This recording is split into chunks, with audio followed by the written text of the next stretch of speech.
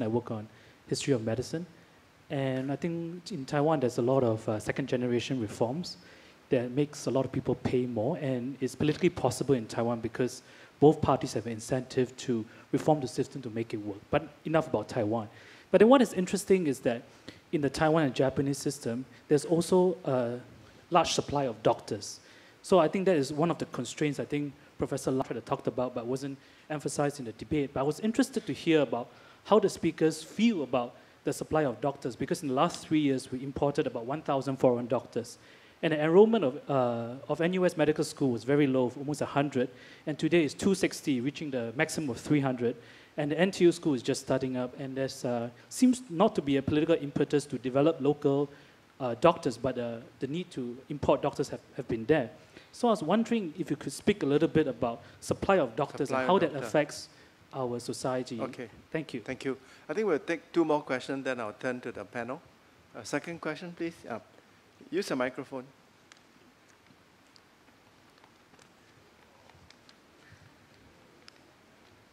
Hi, my name is Kuan. I'm not a PhD student, but I believe that I do have a valid question. Thank you. I'm actually very intrigued by Dr. Paul's single premium system, but I have some questions directed to you if you could explain a little bit more in detail. So the first part is that I would like to understand, right, under this system, what is the amount of premium that Singaporeans are required to pay? And based on that premium, right, I'd like to know how do you actually derive this sum financially, and how does it change the country's national budget? And lastly, right, oh gosh, very nervous. And lastly, right, based on this plan, right, how does this actually change the composition of how much you have to pay out of pocket, how much the government is spending, and how much insurance companies are paying? And as I said, even though I'm not a PhD student, I do have some opinions to offer, because I believe that having a single premium for every Singaporean to pay, right, is not a very good scheme in a sense that though that is a very tempting scheme, but I think that it defeats the purpose of a sense of personal responsibility, because how do you justify to have different groups of people predisposed to different forms of medical risk pay the same amount of medical premiums? Thank you. Okay, thank you. So your question is directed to Dr. Tambyah. Okay. Third question, please. Hi, I'm Vernon Lee. I'm a public health physician and Singapore citizen. Much of the discussion has been centered around the high-cost treatment and rehabilitation. And as Jeremy has pointed out, the answer to the future lies in our current generation. Then we have to focus a lot on prevention.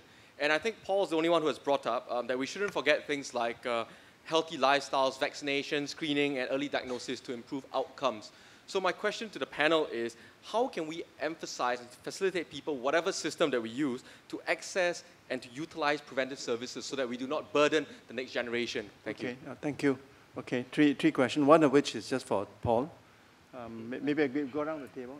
Pin Min, you want to start first? Okay, I'll start with answering Vernon's question. I think this is a very important issue, prevention of medical conditions. In fact, I personally feel that more can be done in terms of health prevention and leading a healthy lifestyle. And a lot has been done by Health Promotion Board, but I think more can be done by the government in the sense that we can encourage Singaporeans, you know, to do more medical health screening. And very often, people do not go for medical health screening because they need out-of-pocket expenses. I see. All right. So how do we lower the hurdle such that people are more eager and more spontaneous, you know, in seeking a health screening? I think one of the possible things that the government can consider doing is actually to allow the use of MediSafe in medical health screening. Currently, somehow MOH is very resistant to this idea, but I think many of us have tried to push for this to be looked into. Good. Yeah. Supply of doctors? Supply of doctors, I think there is no easy solution. And one of the reasons why we are facing this current shortage of manpower is that there was a sudden surge in the population over the last decade. And the infrastructure, as well as the training of medical doctors and health professionals, have not kept pace with that. And as you're aware, MOH is already trying to ramp up the training of local healthcare professionals.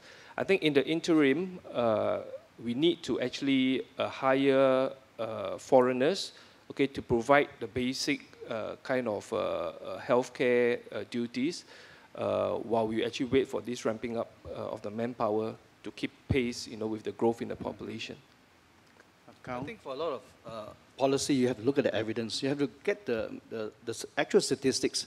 When we compare the different healthcare system and financing here in Asia, what we see is the utilization rates for many of these social insurance systems is double. Double. The utilization is actually double. So, for example, the average physician visits in many of the social health insurance system can go in Taiwan from 12 to 15 patient visits. Now, do you want that kind of system? Let me tell you a story of Professor Yong. He says there's Mrs. Wong, who would show up every day because it's free, and she wants to see the handsome young doctor and be reinsured and complain about their daughter-in-law and so on. So every day she was there at the outpatient services because Taiwan National Health Insurance was paying for it. And then one day, Mrs. Wang did not show up, and all the other ladies were saying, "Where's Mrs. Wang? She's sick at home," right? So you want to let society pay about 50% and sort of medicalize a social problem? No, I don't think so. I think you have to have the principle of co-payment and also third-party reimbursement systems around the world, whether it's private insurance or social health insurance, is going to push your moral hazard, the buffet syndrome. I think what you need is the combination of the different systems. I'm not against insurance, but insurance must be there and targeted where it works. Insurance, if it is for catastrophic illnesses, right, it's like how we design it, except that the way we implement is a different story. The way we designed it originally was acute care, Medisave comes in, and then the family pools the resources, first line of defense, right? Then only when you have catastrophic illness, MediShield should kick in.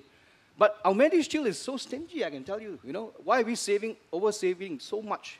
10 years equivalent of the health budget, We should actually liberalize and put a bit more into MediShield so that MediShield can be allowed to pay for many of these cutting-edge technologies as well as like the cancer treatment you mentioned, which is stated up, it's going to be very, very expensive.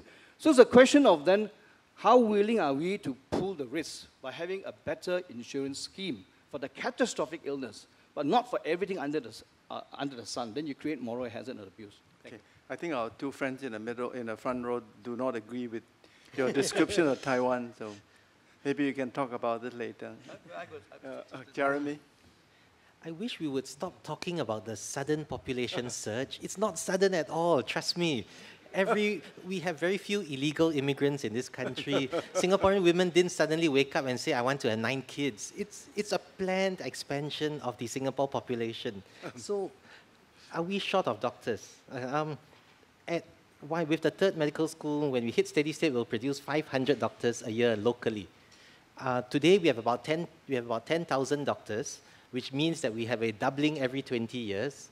I'm glad that I'm not a doctor starting a career today. Those who are starting careers, I will encourage them to learn cooking and baking and some other useful skill because life is uncertain. And if you look back at the MOH manpower planning over the years, in the early 1990s, we thought we had too many doctors. So we constrained demand, so we basically constrained supply. We said that these schools we will not recognize. In fact, we even freed a lot of the young doctors from this 5-year bond. Say we have too many doctors, please go out and do something else.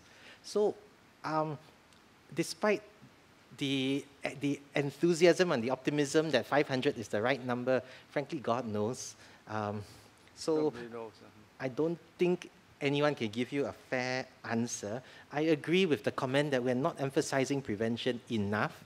I think that's partly the government's fault. And as what Pin Min has shared, we seem to be obsessed that nobody can cheat the government out of money. In fact, when we first started discussing the whole chronic disease management program, we were very clear that Medisave could not be used for glucose, for the blood glucose meters, because we were afraid patients would take the blood glucose meter and sell it and hence monetize their Medisave dollars.